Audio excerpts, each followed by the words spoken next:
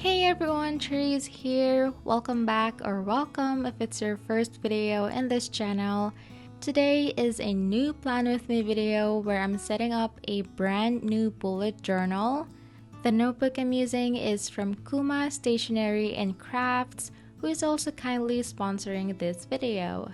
We both love the idea of designing some planning layouts on the first few pages and to be given away to one of my subscribers. I've done another video and giveaway like this before, so it's nice to be able to do one again. So if you need a new bullet journal and a little help with what to create on the beginning pages, and if you think this might be for you, you can learn how to enter the giveaway as we go through the video. So let's start customizing this Food and Dreams notebook design by Kuma Stationery and Crafts. I made a review of the features and pen tests of their notebooks in a different video, and I will link that in the description box below for you to watch later, as well as their website so you can check out more notebook designs that you might love. We skip the contact page and we will leave that part to whoever is going to receive this.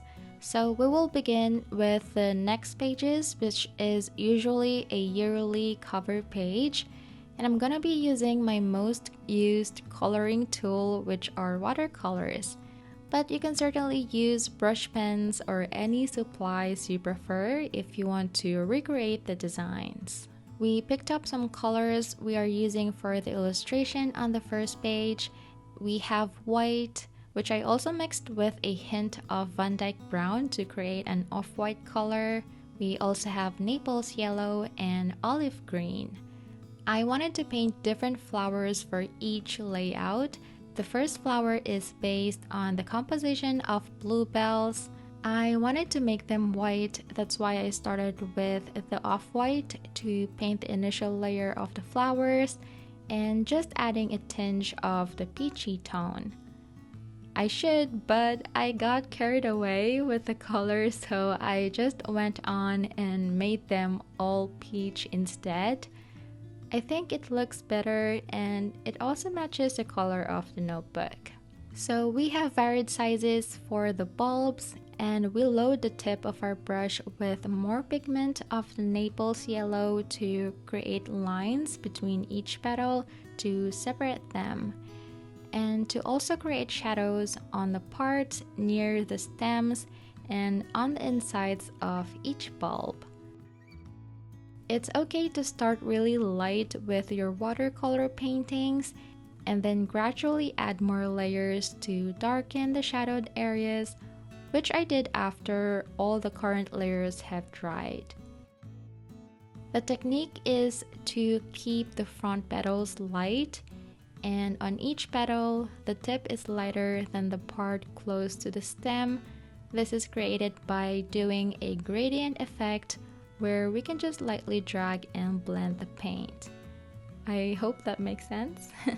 This is a background illustration, so you can see there are some flowers that are not fully painted, but after the flowers, we can now paint the stems and leaves with olive green. I mixed more water to create a light base, and when it's dry, we can take more pigment to add the shadows and veins of the leaves. Flowers are a nice subject and a great watercolor exercise too if you want to learn painting with this medium in this kind of paper. I say that because we can do other techniques using an actual watercolor paper where you don't need to worry about bleed-throughs.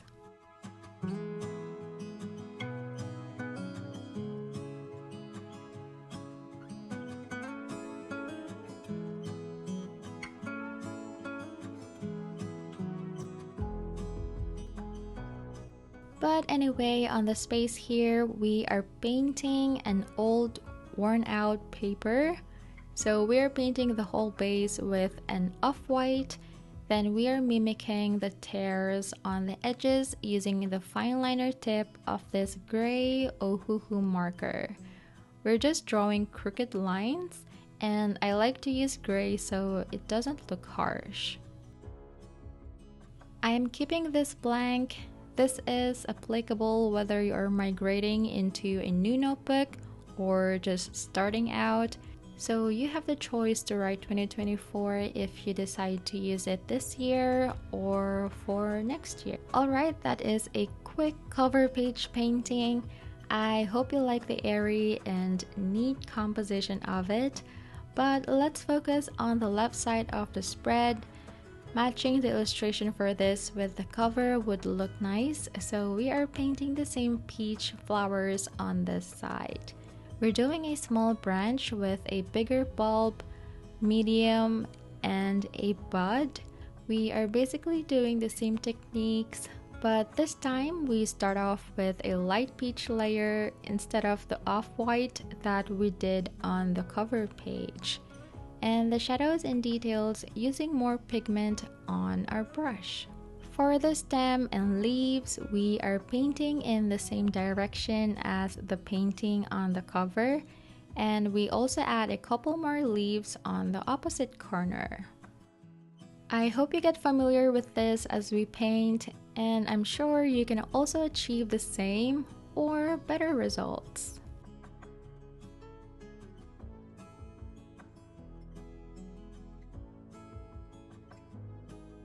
Next is the writing area, and this will be for your keys or bullet symbols that you want to use to signify your tasks and events. So we paint the same off-white for our old paper and the gray fine liner to draw the edges.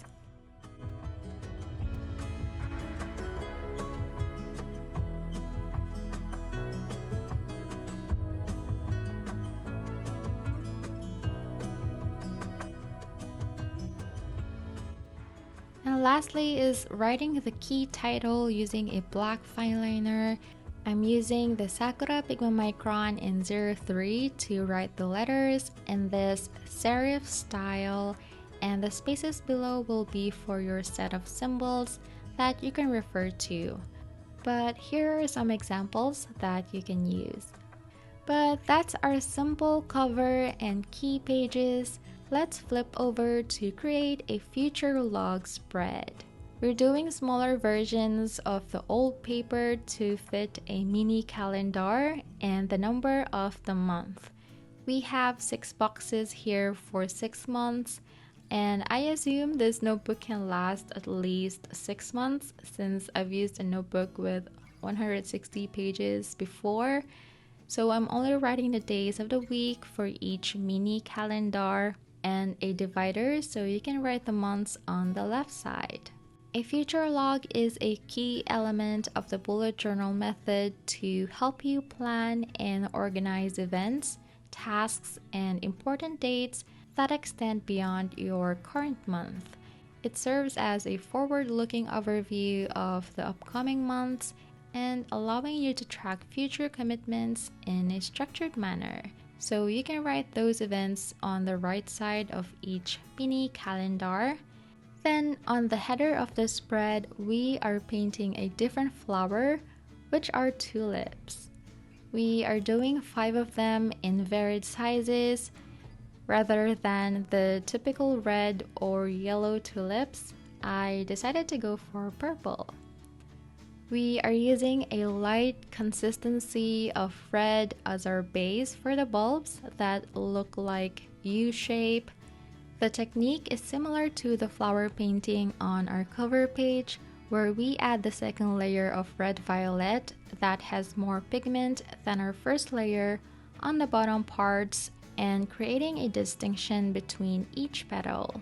Make sure that the second layer is dry before starting to paint a new layer, which will be the pigmented purple to darken the areas between the petals and the overall shape of the tulips. Next are the leaves. Tulips have long, pointy leaves, so we are using the olive green to paint flat shapes. In this composition, we have leaves on the background and stems on the front. So we pick up more pigment to separate them by creating shadows. You can find many references online, so you can also use those as a guide and observe the light and dark areas.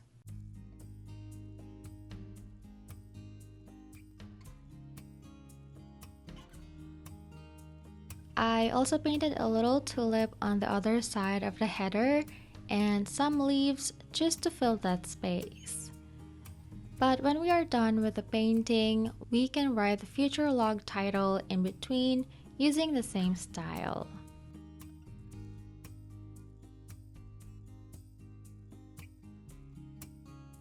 Alright, moving on to our third spread is for the goals. I'm going a bit all out in these pages by painting lots of red flowers. We're doing these 5-petal flowers using permanent red deep, but we're going to play around by not making them have the same value. So some flowers are lighter and some are darker. I'm using only one color, but I just diluted the paint more for the lighter ones. Then we use olive green as well for the leaves.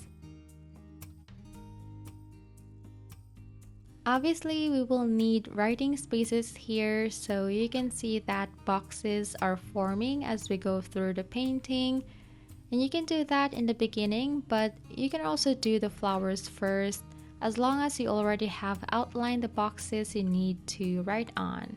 You can compose a pattern-like placements for the elements, but you don't really need to make it precise. Just filling them and still having some white spaces around is good enough, so it doesn't look too crowded.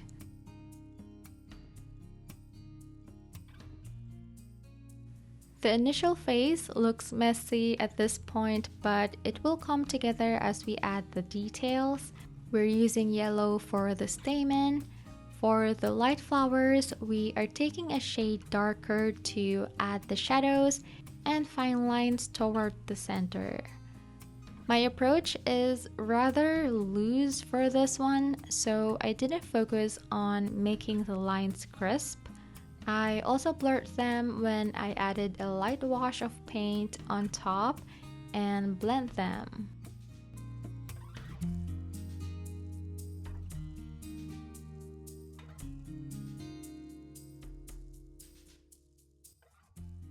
For the stems and leaves, we are just using a dark olive green to paint the shadows and the midrib, but you can also add more veins on the leaves. Likewise, we're using a shade darker on the deep red flowers to refine the petals. By the way, let's talk about how you can enter the giveaway if you want to receive this bullet journal with my designs and paintings on it. The steps are very simple. All you need to do is give this video a like, subscribe to the channel, turn on the notification bell, and leave a comment telling me what kind of spread should I include in my next edition of bullet journal setup for a subscriber. It's open internationally and the winner will be randomly picked and announced on my YouTube community post next Sunday, May 12th. I will be sending this notebook myself through our local post office, so it arrives on time should you use it as your bullet journal for the second half of the year. I look forward to reading your entries and all the best to everyone participating. After the painting, we added 4 boxes for 4 goal categories. This can be personal goals, work goals, fitness goals, financial goals. It's all up to you what you need, so I will leave these blank as well. Then we're writing the goals title vertically on the upper left hand side to complete this spread. I think this is my favorite spread in this setup, but yeah, I hope you like it too. Now let's move on again to the last spread we'll be making in this video. I wanted to paint on the middle, but the next empty pages have the threads in between, so I skipped them. You can create an additional spread here that you need, But if it bothers you, you can glue them together if you don't have anything to put in it. So the next flower we are painting is sunflower. I don't remember painting sunflowers before, so I was having fun painting them here. We have a big and small sunflowers in this illustration. They have long and slim petals. I recommend sketching this first so you can map out the spaces and have an even arrangement. We paint the base layer with light yellow, then we're mixing burnt sienna with yellow to create this golden color. And we're using that to create distinction between each petal and to paint some petals a shade darker. You can see that I'm altering the application for the darker petals, and this helps separate the petals on the front from the back.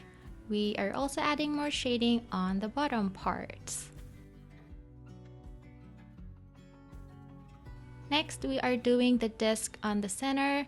We apply light brown first, and we also kind of drag the paint a bit outwards so it doesn't look too sharp. The next layer is using sepia or a combination of brown and black to paint a smaller circle and another circle around the disc.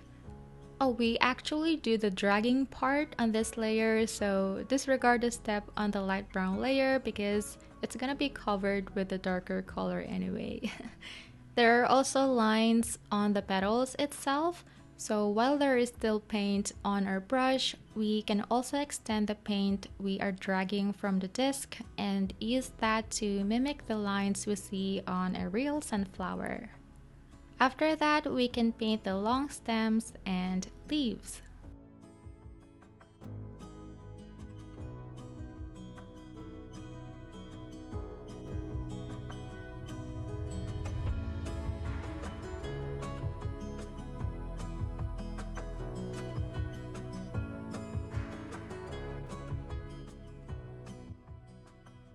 I am putting more writing spaces to this since this will be for the things you want to check out, whether they are books, movies, TV shows, songs, podcasts, or anything. I am drawing 2 of these large old paper boxes that you can divide into sections.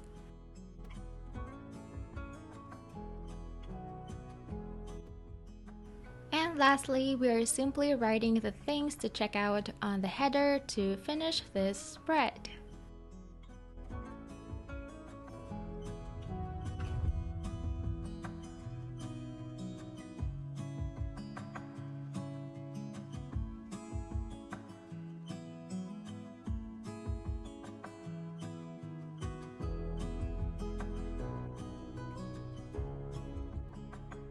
Alright, that finally completes this new bullet journal setup that you can use for your mid-year bullet journal migration or for next year. I hope you like the spreads, and again, this is not for me, but for one of my lovely subscribers who will enter the giveaway and follow the steps I mentioned within the video. Thank you all so much for watching. A huge thanks to Kuma Stationery and Crafts for sponsoring this project. I am delighted to be able to do this again, and I hope this sparked some new ideas too if you're setting up for your next bullet journal yourself. Anyway, that's it for now. Take care, and I'll talk to you soon in my next one. Bye!